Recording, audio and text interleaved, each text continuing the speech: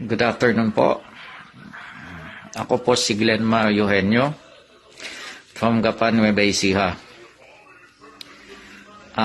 Gusto ko lang hong ilahad ang aking statement, lalo-lalo na po sa RTC Branch 25 na Manila at sa publiko.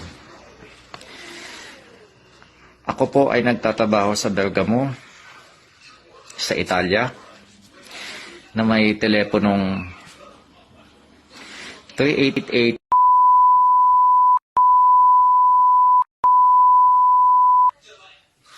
Ang purpose ko po ay para mailinis po ang pangalan ni Francis Leo Marcos, na hindi po ako pinilit.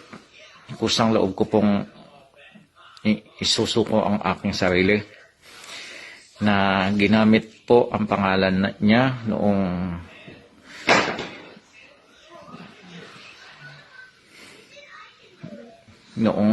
September 2002 hanggang 2005, ginamit ko po ang kanyang pangalan na Norman Antonio Mangusin.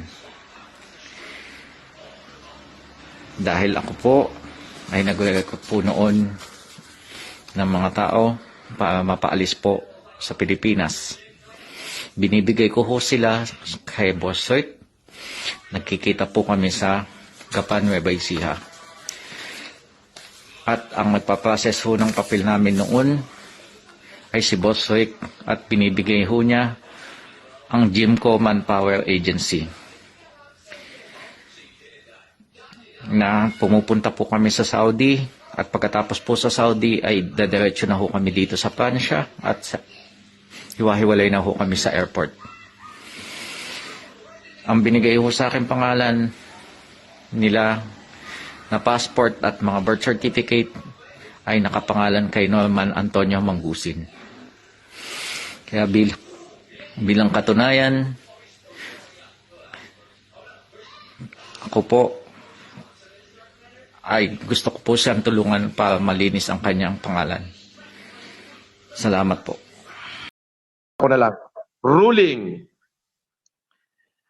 at the outset, okay, the certificate of live birth of the accused appellant Norman Antonio Mangusin is given more faith and credence by the court, yung branch 28, okay, than the certificate of live birth. Dalawang certificate of live birth. Taina, di ba? Basahin mo. Ikaw nagbasa. At the outset, the certificate of live birth of the accused appeared as Norman Antonio Mangusin is given More Given. faith. more faith and credence by this court that the certificate live birth of the accused appellant as Francis Leo Antonio Ano ibig Marcos. sabihin? Yes, dalawang certificate of live birth, di ba? Yes po. Ang sinabi ng court, o sige, bibigyan diin ko tong certificate of live birth ni Norman Mangusin, ni Norman Antonio Mangusin, kaysa dito sa certificate of live birth ni Francis Leo Marcos. Granting na. Ibibigay niya na yung diin doon. Nakuha mo?